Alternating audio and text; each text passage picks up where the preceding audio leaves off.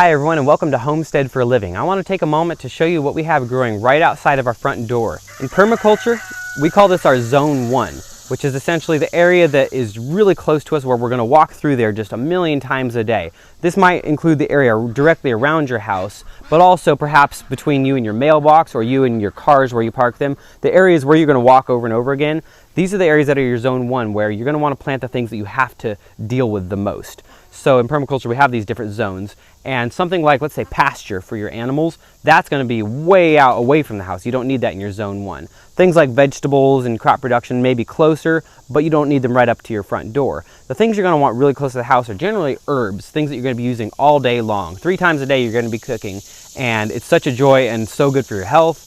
To be able to just walk out that front door, maybe not even put your shoes on, grab some basil, oregano, rosemary, these basic culinary herbs you'll use in everything, as well as tea herbs. We drink tea and coffee all day around here, and so to have mint and catnip and other herbs like that is really nice because all day long we can put that in everything. We don't really have specific teas, recipes, or anything. Everything, it's chaos. Everything goes in that cup into the French press, and that includes our coffee. We throw all sorts of fresh things into our coffee, and it's really delicious. However, we are breaking some rules in our little Zone 1 here because we had to deeply amend this area. It got all ruined by the excavators. The soil got messed up. So we had to truck in a bunch of fresh compost. And since we went through all that trouble, we went ahead and threw a bunch of annual crops in there so we could just have a good crop of just basic staple crops right away. And then we're slowly introducing the herbs. And then also, this being a permaculture, polyculture kind of a setup, we also are starting our perennials, our fruit trees and things like that. Right here, this is very close, and this is going to be a pear tree. And that's about as close as you can get a tree without messing with your foundation. So we're only about 15 feet from our front door, and I just want to show you the abundance of food we have happening here because there are so many people working with small spaces, and this really, I think, illustrates that even with a tiny postage stamp yard in the middle of the city, you can grow a tremendous amount of food. So we'll start over here.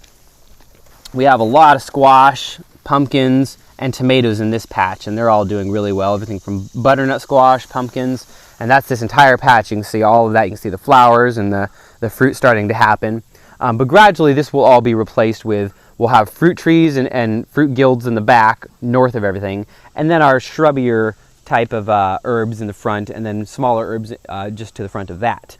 And then as we walk back here, we can see there's not much to look at here. This bed just got started, but this is going to be a lot of garlic and basil and that kind of thing. The garlic will be nice because most of the year that will be growing. Last year our garlic grew right through the winter, and with all of the heat coming off the house, that'll probably happen again. So that means all year long we can walk out and get some garlic shoots or green onion too, and use that in all sorts of dishes all year round, which is really nice.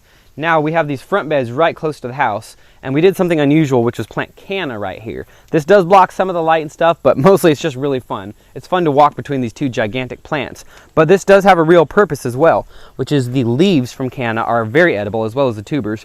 And so you can use these to make meals. You take whatever your meal is going to be, maybe it's rice, beans, chickens, vegetables, and you fold it all up, soak it, and you can roast it over an open fire, a barbecue, a frying pan.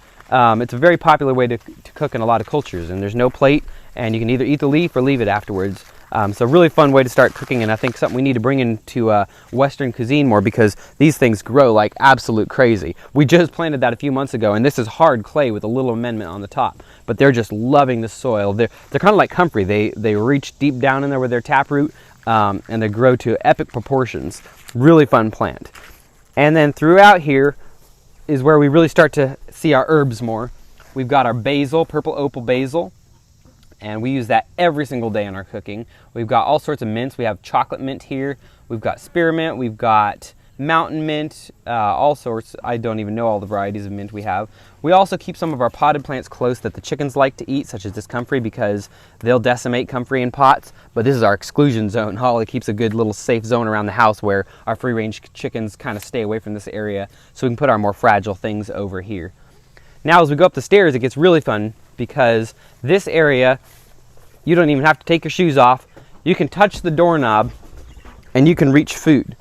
When we built our railing, instead of using normal wood, we used hog panels or cattle panels. First of all, it's pretty cheap and easy to work with, but things can climb up this. And as you'll see, that creates a really cool and very effective way of growing a lot of food. Right here we have our rattlesnake pole beans.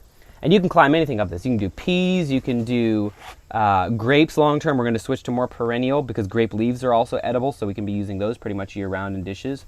But these ones are rattlesnake beans, a very fun bean that grows really well in Middle Tennessee, has these beautiful purple markings, absolutely delicious.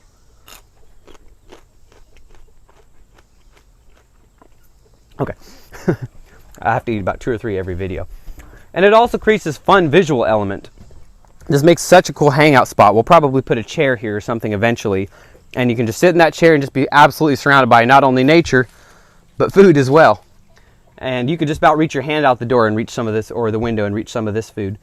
And that does not end at the door. You can see we open the window here so you can see even inside the house we are growing plants. Little herbs that we can use in things, and aloe vera, which is good to have around in case of burns, and aloe vera doesn't do very well outside. So from inside the house outwards is just a flow of constant food production stretched out as far around the year as possible, because also around a house, your house is holding heat all winter long and releasing that heat. So things that are growing close to the house, they're going to last a lot longer. So it's an opportunity to grow just about year round, and just have it very convenient, and it's just fun. It's a fun way to live, to be able to go out every meal and not even have to go to the garden to get food. I mean, this is our garden, of course, but we have more typical looking gardens around here as well. But the food just surrounds us, and anybody could grow this abundance if they have even just a postage stamp tiny amount of space. So hopefully that's encouraging and inspires some fun ideas for everybody. In the meantime, y'all stay safe, be well, and happy homesteading.